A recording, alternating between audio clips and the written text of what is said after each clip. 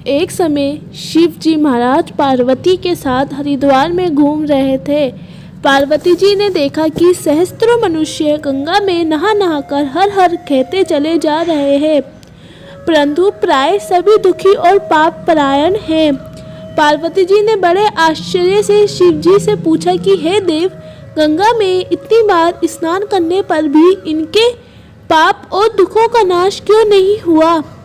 क्या गंगा में सामर्थ्य नहीं रही? शिव जी ने कहा, प्रिय, गंगा में तो वही सामर्थ्य है, परंतु इन लोगों ने पाप नाशिनी गंगा में स्नान ही नहीं किया, तब इन्हें लाभ कैसे हो? पार्वती जी ने आश्चर्य से कहा कि स्नान कैसे नहीं किया? सभी तो नहा नहा कर आ रहे हैं, अभी तक इनके शरीर भी नहीं सूखे हैं। शिव जी ने कहा, ये केवल जल में डुबकी लगाकर आ रहे हैं, तुम्हें कल इसका रहस्य समझाऊंगा।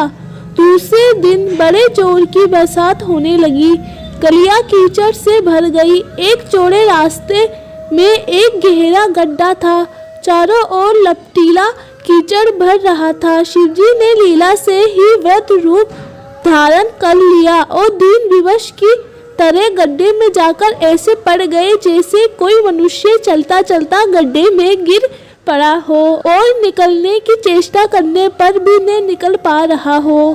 पार्वती जी को उन्होंने ये समझाकर गड्ढे के पास बैठा दिया कि देखो, तुम लोगों को सुना सुनाकर यूं पुकारती रहो कि मेरे व्रत पति गड्ढे में गिर पड़े हैं, कोई पुण्य आत्मा इन्हें निकालकर इनके प्राण बचाए और मुझ असहाय की सहायता करे।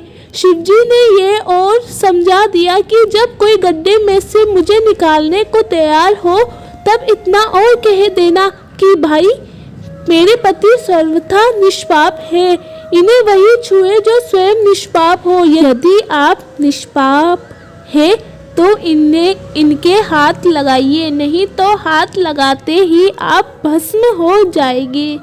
पार्वती जी तथास्तु कहकर गड्ढे के किनारे बैठ गई और आने जाने वालों को सुना सुनाकर शिवजी की सिखाई हुई बात कहने लगी।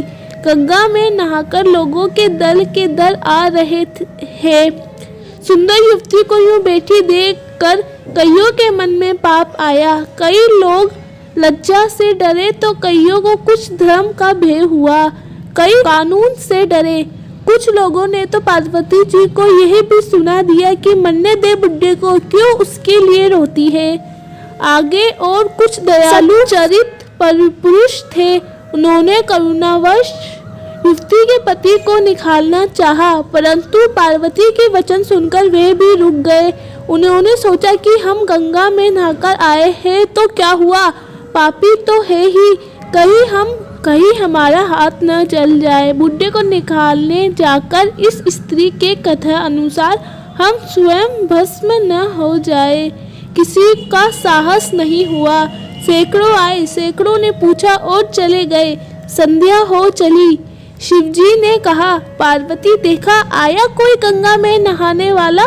थोड़ी देर बाद एक जवान हाथ में लोटा लिए हर हर करता हुआ निकला। पार्वती ने उसे भी वही बात कही। युवक का हृदय करुणा से भर आया। उसने शिव जी को निकालने की तैयारी की। पार्वती ने रोक कर कहा कि भाई, यदि तुम सर्वथा निष्पाप पाप नहीं होगे तो मेरे पति को छूते ही जल जाओगे। उसने उसी समय बिना किसी संकोच के दृढ़ निश्चय के साथ पार्वती से कहा कि माता, मेरे निष्पाप होने में तुम्हें संदेह क्यों होता है? देखती नहीं, मैं अभी गंगा नहाकर आया हूँ। भला गंगा में गोता लगाने के बाद भी कभी पाप रहते हैं? तेरे पति को निकालता हूँ। युवक ने लपककर बुड्ढे को ऊपर उठा लिया। शिव पार्वती ने उसे अधिकारी समझकर अपना असली स्वरूप प्रकट कर उसे दर्शन देकर कृतार्थ किया।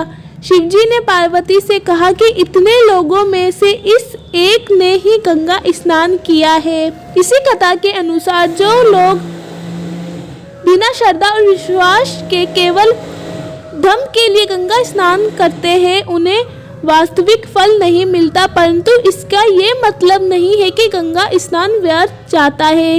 विश्वास के साथ किए गए गंगा स्नान का मिलता है वास्तविक फल।